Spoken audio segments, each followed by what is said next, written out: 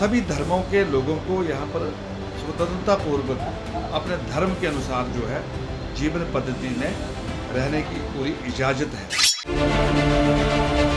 वक्फ board की ज़मीन थी, उन्होंने वहाँ पर जो है वो अपने प्रारंभ में जो है वो मस्जिद बनाई थी।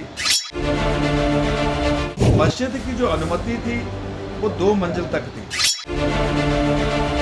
अवैध रूप से वो मंजिल जो है वो 5 मंजिल तक ले गए। 105 ऐसे जो हमारे बाहर से जो लोग थे इस विशेष वर्ग से, उनका पंजीकरण हुआ था। जब जानकारी मिली तो 1900 लोग वहां रह रहे थे। विषय ये नहीं है कि अवैध भवन कैसे बने, विषय यह है कि हमारी जो आंतरिक सुरक्षा है इस हिंदू राष्ट्र में कभी भी किसके प्रति द्वेष की भावना नहीं है। उदाहरण देखें बांग्लादेश का, तो 2 दिन पहले उनके जो आंतरिक प्रधानमंत्री उन्होंने कानून पास कर दिया, जब बांग्लादेश में नमाज पढ़ी जाएगी, अगर कहीं मंदिरों में कोई पूजा पद्धति हो रही होगी तो या तो वो 5 मिनट पहले बंद करनी पड़ेगी या पूजा जो उस समय पूरी तरह रोकनी पड़ेगी। मंडी में भी वो जो है उसकी कोई अनुमति नहीं थी, वो अवैध जो है वो मस्जिद उस प्रकार से वहाँ बन गई। पालनपुर में भी हम देखते हैं बचपन से, यहाँ पर हमारे कश्मीरी भाई आते हैं, एक सबके साथ बड़ा भाईचारा हमारा बना रहता है। लोग जो है यहाँ पंजीकृत होते हैं और उनकी आड़ में हजारों लोग यहाँ जो रह रहे हैं, जब उनका पंजीकरण नहीं होगा, जब उनके पहचान पत्र नहीं होंगे। कपूर साहब, किस तरीके से कार्यकाल आप देखते हैं? जिस तरीके से लगभग 2 साल का कार्यकाल प्रदेश सरकार का होने वाला है, लेकिन सूबे के मुख्यमंत्री मीडिया में बयान देते हैं कि आर्थिक संकट की ऐसी कोई बात नहीं है। ये पिछले 1.25 वर्ष का जो कालखंड है सच में बड़ा ऐतिहासिक है, इसको कभी नहीं भुलाया जा सकता है। अपने शब्द लेते हुए ये बयान दिया था कि हम नई व्यवस्था परिवर्तन के रूप में हिमाचल प्रदेश को आगे लेकर जाएंगे। भारतीय जनता पार्टी शासन काल में जो संस्थान जो है खोले गए थे, सबसे पहले उन पर ताला लगाने का काम किया। भारतीय जनता पार्टी को जो है वो एक नई दिशा देंगे कि भारतीय जनता पार्टी के जमाने में कितनी महंगाई थी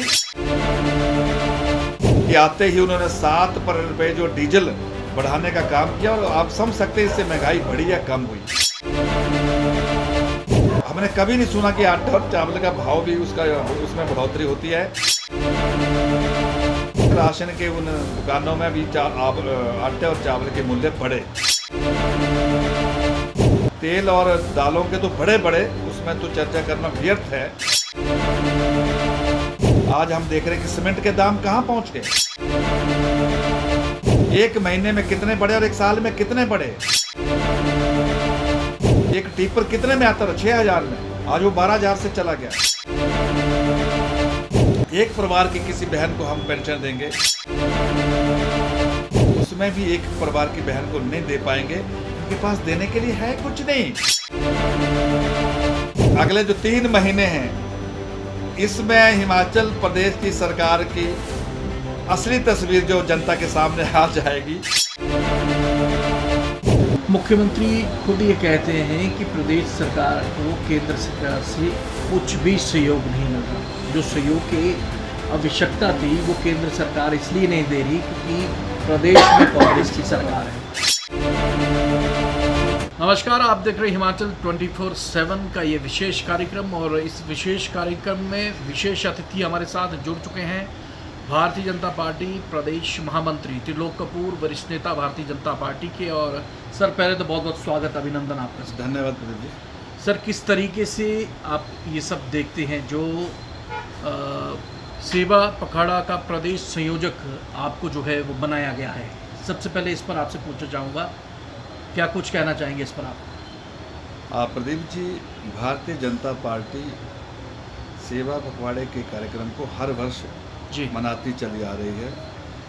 ये हम सब का सौभाग्य है कि हमारे भारत के यशस्वी प्रधानमंत्री श्री नरेंद्र भाई मोदी जी का 17 तारीख को जन्मदिन और 17 तारीख से लेकर 2 अक्टूबर तक हमारे पूर्व प्रधानमंत्री स्वर्गीय लाल बहादुर शास्त्री जी, राष्ट्रपिता महात्मा गांधी जी की जयंती है। इन दिनों में पार्टी के अलग अलग कार्यक्रम जो है वो पार्टी विशेष रूप से मनाती है जी।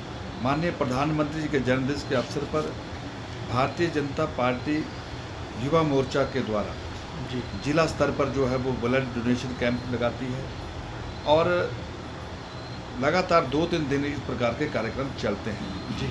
और यही नहीं, पार्टी का ऐसा भी निर्णय है कि उस दिन हम एक पेड़ माँ के नाम पर वृक्षारोपण के रूप में इस कार्यक्रम को और बढ़िया तरीके से मनाएं। ये 17 तारीख का कार्यक्रम इस प्रकार से रहेगा और भी हमारी जो एक्टिविटीज़ हैं सामाजिक तौर पर वो उसमें विशेष तौर पर रहेगी जी। इसी तरह हमारा जो 25 तारीख को है भारतीय जनता पार्टी की हमारे जनसंघ के संस्थापक पंडित दीनदयाल उपाध्याय जी, उनकी जयंती है और उस जयंती के अवसर पर इन दिनों जो हमारा राष्ट्रीय स्तर पर जो सदस्यता अभियान चला हुआ है, तो हिमाचल प्रदेश के कार्यकर्ता भी माननीय प्रदेश अध्यक्ष डॉक्टर राजीव बिंदल जी की अगुवाई में हम उस दिन एक अल्पकालीन पूर्णकालिक के रूप में हम हर बूथ में सभी कार्यकर्ता जो है 100 जो है वो सदस्य जो है नए जो है उसमें जोड़ेंगे और उस दिन पुष्पांजलि भी करेंगे और इस प्रकार से विशेष तौर पर हर बूथ में हमारे ये कार्यक्रम चलेंगे। इसके आगे इस बार जो पेरिस पैरालंपिक जो अभी हुई है प्रतियोगिता, उसमें जो हमारे हिमाचल प्रदेश के ऐसे मेधावी या जो मेडल लेकर आए हैं उनका भी इन्हीं ही इस पखवाड़े के अंतर्गत जो उनका मान सम्मान किया जाएगा। और हमें प्रसन्नता इस बात की है कि हमारे हिमाचल प्रदेश के एक ऊना से ही निषाद जी जो है वो सिल्वर मेडल लेकर आए हैं। इसके बाद हमारे 2 तारीख के जो कार्यक्रम होंगे वो राष्ट्रपिता महात्मा गांधी जी के जन्म के उपलक्ष्य पर हम जो है वो स्वच्छता अभियान की दृष्टि से हर जगह जो चाहे हमारे वो नज़दीकी जो हमारे संस्थान हो या हमारे दूसरे रास्ते हो, उस दिन कार्यकर्ता सब मिलकर जो है एक स्वच्छता अभियान के रूप में इस कार्यक्रम को जो है वो प्रभावी बनाते हैं। इस प्रकार के पखवाड़े में ये अलग अलग कार्यक्रम रहेंगे। सर 18 तारीख को मोर्चा प्रकोष्ठ की जो संयुक्त कार्यशाला होने जा रही है और उसमें भी आप संयोजक बनाए गए हैं, कौन कौन जो है शख्सियत इस कार्यक्रम में आ रही है और थोड़ा विस्तार पूर्वक बताएं। ये भी एक पालमपुर के लोगों का सौभाग्य है जी कि राष्ट्रीय स्तर पर जो सदस्यता अभियान जो है वो चल रहा है, पूरे पीक पर है जी और उसके दृष्टिगत जो हमारे प्रदेश के जो हमारे मोर्चे हैं, प्रकोष्ठ है, उनकी कार्यशाला राज्य स्तर पर नहीं हुई थी और ये निर्णय पालमपुर में 18 सितंबर को ये कार्यक्रम होगा और इस कार्यक्रम में मोर्चों के सभी प्रदेश के पदाधिकारी, प्रदेश के हमारे प्रकोष्ठ संयोजक और सह संयोजक, मोर्चों के जिला के अध्यक्ष और महामंत्री और प्रकोष्ठों के हमारे जिला के संयोजक, इस प्रकार से लगभग 800 से ज़्यादा जो हमारे प्रतिनिधि होंगे वो पालमपुर की इस एक दिवसीय कार्यशाला में भाग लेंगे। कार्यक्रम जो है वो 2 भागों में होगा। मोर्चों का जो है वो सुबह 9:30 बजे से प्रारंभ होगा, पंजीकरण शुरू हो जाएगा और इसी तरह जो हमारे प्रकोष्ठ है उनका दोपहर बाद जो है वो ये कार्यक्रम होगा और इस कार्यक्रम को लेकर भारतीय जनता पार्टी संगठनात्मक जिला पालमपुर के कार्यकर्ताओं ने कमर कस ली है और जो भी इस कार्यक्रम की सफलता के लिए जो हमारे अलग अलग विभाग है, सभी कार्यकर्ता को जिम्मेवारी बांट दी है और मुझे पूरा भरोसा है कि सफलतापूर्वक कार्यक्रम पूरा होगा। और इस कार्यक्रम में जो विशेष तौर पर रहेंगे हमारे पार्टी के सामान्य प्रदेश अध्यक्ष डॉक्टर राजीव बिंदल जी और हमारे प्रांत के माननीय संगठन महामंत्री श्री सिद्धार्थन जी और दिल्ली से हमारे भारतीय जनता पार्टी के प्रमुख नेता यहाँ पालमपुर में आएंगे और उनका भी सदस्यता को लेकर और संगठनात्मक दृष्टि से आए हुए हमारे मोर्चा और प्रकोष्ठ के कार्यकर्ताओं को विशेष तौर पर मार्गदर्शन प्राप्त होगा। कपूर साहब, एक अब थोड़ा सा विवादित बात जो है विवादित कर लेते हैं आपसे, क्योंकि विवाद बहुत ज़्यादा बढ़ गया है और ख़ास तौर पर जो शिमला में अवैध मस्जिद थी उसको लेकर हिंदू संगठनों का जो है उग्र प्रदर्शन, साथ ही साथ पहले शिमला में हुआ, मंडी में हुआ, अब आपके ही शहर पालमपुर में आज देखने को मिला। और युवा जो है वो काफ़ी रोष में जो है दिखे और कई जगहों पर थोड़ा सा उग्र प्रदर्शन भी उन लोगों ने किया। क्या कुछ कहना चाहते हैं इस पर? सबसे पहले आपकी प्रतिक्रिया। प्रदीप जी, हमारे पार्टी के शीर्ष नेतृत्व ने इस विषय को लेकर स्पष्ट रूप से अपनी राय दी है। आपने मेरे से प्रश्न किया है तो निश्चित तौर पर मैं इसका उत्तर दूंगा। भारत जो हमारा एक धर्मनिरपेक्ष देश है, सभी धर्मों के लोगों को यहाँ पर स्वतंत्रता पूर्वक अपने धर्म के अनुसार जो है जीवन पद्धति में रहने की पूरी इजाज़त है। लेकिन जो शिमला का जो विषय आया था, ये सही है कि वक्फ बोर्ड की ज़मीन थी, उन्होंने वहाँ पर जो है वो अपने प्रारंभ में जो है वो मस्जिद बनाई थी, लेकिन मस्जिद की जो अनुमति थी वो 2 मंजिल तक थी, लेकिन उन्होंने अवैध रूप से वो मंजिल जो है वो 5 मंजिल तक ले गए। और जैसा कि हिमाचल सरकार के माननीय मंत्री जी ने जो उनका बयान आया है कि 105 ऐसे जो हमारे बाहर से जो लोग थे इस विशेष वर्ग से, उनका पंजीकरण हुआ था, लेकिन जब जानकारी मिली तो 1900 लोग वहाँ रह रहे थे। तो इस प्रकार की जो घटनाएं हैं, ये कोई विषय ये नहीं है कि अवैध भवन कैसे बने, विषय यह है कि हमारी जो आंतरिक सुरक्षा है उसके लिए भी बहुत बड़ी चुनौती है। और सभी लोगों का यह सम्मान है, हिमाचल प्रदेश देवभूमि है, लेकिन उसके बावजूद भी इस हिंदू राष्ट्र में कभी भी किसके प्रति द्वेष की भावना नहीं है। जैसे आप जानते हैं कि 2 दिन पहले हम अगर उदाहरण देखें बांग्लादेश का, तो 2 दिन पहले उनके जो आंतरिक प्रधानमंत्री, उन्होंने एक कानून पास कर दिया कि जब बांग्लादेश में नमाज पढ़ी जाएगी, अगर कहीं मंदिरों में कोई पूजा पद्धति हो रही होगी तो या तो वो 5 मिनट पहले बंद करनी पड़ेगी या पूजा जो उस समय पूरी तरह रोकनी पड़ेगी। इस प्रकार का हिंदुस्तान में कोई ऐसा फरमान नहीं है। तो इसी तरह जो मंडी में भी जो दूसरी घटना का उल्लेख किया, तो मंडी में भी वो जो है उसकी कोई अनुमति नहीं थी, वो अवैध जो है वो मस्जिद उस प्रकार से वहाँ बन गई। और जिसको भी शायद मुझे जो जानकारी मिली है उसको भी उन्होंने मान लिया कि हम इसको तोड़ देंगे। रही बात पालमपुर को लेकर, पालमपुर में भी हम देखते हैं बचपन से यहाँ पर हमारे कश्मीरी भाई आते हैं, एक सबके साथ बड़ा भाईचारा हमारा बना रहता है।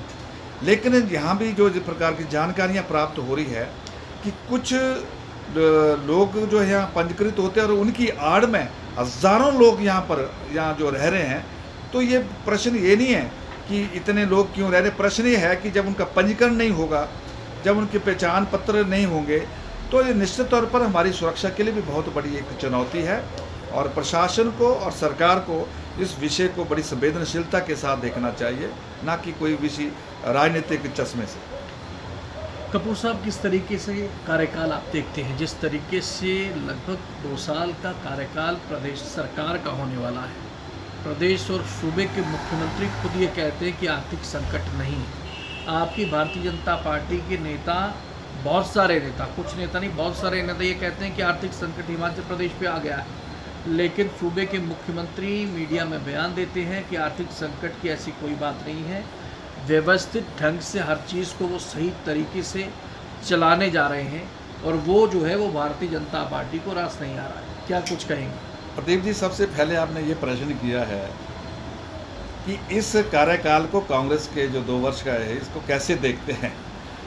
मैं बहुत स्पष्ट हूँ कि हिमाचल प्रदेश के राजनीतिक इतिहास में ये पिछले 1.25 वर्ष का जो कालखंड है, ये सच में बड़ा ऐतिहासिक है, इसको कभी नहीं भुलाया जा सकता है। हिमाचल प्रदेश के कांग्रेस के नेता श्रीमान सुखविंदर सिंह सुक्खू ने जब मुख्यमंत्री की पद की शपथ ली थी, तो उन्होंने अपने शपथ लेते हुए ये बयान दिया था कि हम नई व्यवस्था परिवर्तन के रूप में हिमाचल प्रदेश को आगे लेकर जाएंगे। सबको उम्मीद थी, सबको आशा थी, लेकिन उन्होंने बिल्कुल सही कहा। जो उन्होंने कहा वो बिल्कुल चरितार्थ हो रहा है। नई व्यवस्था दी उन्होंने कि हिमाचल प्रदेश के लोगों के विकास और सुविधा के लिए जो भारतीय जनता पार्टी शासन काल में जो संस्थान जो है खोले गए थे, सबसे पहले उन पर ताला लगाने का काम किया। उसके बाद उन्होंने कहा कि अब महंगाई के विरुद्ध जो है भारतीय जनता पार्टी को जो है वो एक नई दिशा देंगे कि भारतीय जनता पार्टी के ज़माने में कितनी महंगाई थी और हम कितनी महंगाई कम करेंगे। उसमें भी वो बिल्कुल ठीक प्रमाणित हुए कि आते ही उन्होंने 7 रुपये जो डीजल बढ़ाने का काम किया और आप समझ सकते हैं इससे महंगाई बढ़ी या कम हुई। और उसका असर कहाँ पड़ा? आज हमारे जो सस्ते राशन की दुकानें होती थी प्रदीप जी, हमने कभी नहीं सुना कि आटा और चावल का भाव भी उसमें बढ़ोतरी होती है। इस 1.25 साल में राशन के उन दुकानों में भी आटे और चावल के मूल्य बढ़े, तेल और दालों के तो बड़े, उसमें तो चर्चा करना व्यर्थ है। इसी प्रकार से कोई वर्ग नहीं छोड़ा। 12,000 ऐसे हमारे आउटसोर्सेज पे काम कर रहे थे जो स्वास्थ्य के क्षेत्र में कोरोना काल में, जिन्होंने एक ज़िंदगी को बचाने के लिए अपनी ज़िंदगी जो है वो ताक पर लगाई थी, उनको भी एक मुश्त निकालने में इनके मन में जरा भी दया नहीं आई। तो व्यवस्था परिवर्तन तो हुआ, ऐतिहासिक कार्यकाल तो हुआ। और पिछले 1.25 साल में हिमाचल प्रदेश के विकास में एक भी राज्य सरकार की ओर से ऐसी योजना नहीं है जो जनता को ये बता सके और या तो उसका कोई शिलान्यास किया हो। आज ये स्थिति आ गई है जो आपने बात कही है, बहुत लंबी बात में, जैसे आज हम देख रहे हैं कि सीमेंट के दाम कहाँ पहुँच गए, 1 महीने में कितने बढ़े और 1 साल में कितने बढ़े। हमारे ज़माने में 2 साल पहले ये जो रेता था, एक टिपर कितने में आता था? 6,000 में, आज वो 12,000 से चला गया। तो गरीबी इसमें ख़त्म होगी या गरीबी परेशानी होगी? बहुत सी बातें हैं। आज आपने ये एक छोटा सा मुझे अवसर दिया है, लेकिन मैं इतना ही कहना चाहता हूँ कि इस कार्यकाल को कभी नहीं भुलाया जा सकता है। आज जिस कर्मचारी ओपीएस को लेकर ये सत्ता में आए, आज उनकी अंदर की क्या स्थिति है वो उनसे आप जान सकते हैं। आज हमारी जो बहनें जिनको हम मातृशक्ति के रूप में जानते हैं, उनको 1 बार नहीं 2 बार छला, विधानसभा के चुनाव में छला और जब लोकसभा का चुनाव आया तो दोबारा फिर छला। और अब ये कहना शुरू कर दिया कि अब हम एक परिवार की किसी बहन को हम पेंशन देंगे, उसमें भी एक परिवार की बहन को नहीं दे पाएंगे। इनके पास देने के लिए है कुछ नहीं। आप खुद बोल रहे हैं कि 5 तारीख को कर्मचारियों को जो मानदेय मिला, पेंशन धारक जो हमारे साथी थे उनको 10 तारीख को पेंशन मिली। और सच ये है प्रदीप जी कि अगले जो 3 महीने हैं, इसमें हिमाचल प्रदेश की सरकार की असली तस्वीर जो जनता के सामने आ जाएगी कि एक अपने जो वित्तीय कुप्रबंधन है इनका और जो कुशासन है, उसके कारण हिमाचल प्रदेश की क्या तस्वीर हो जाएगी, मुझे बोलने की आवश्यकता ही नहीं पड़ेगी। सर, ये बीच में आपको टोकूंगा, मुख्यमंत्री खुद ये कहते हैं कि प्रदेश सरकार को केंद्र सरकार से कुछ भी सहयोग नहीं मिल रहा। जो सहयोग की आवश्यकता थी वो केंद्र सरकार इसलिए नहीं दे रही क्योंकि प्रदेश में कांग्रेस की सरकार है। प्राकृतिक आपदा आई, वो पैसे बोला सरकार ने नहीं दिए। क्या कुछ कहेंगे विशेष तौर पर इस पर? प्रदीप जी, इनकी बातों को कौन सच मानेगा?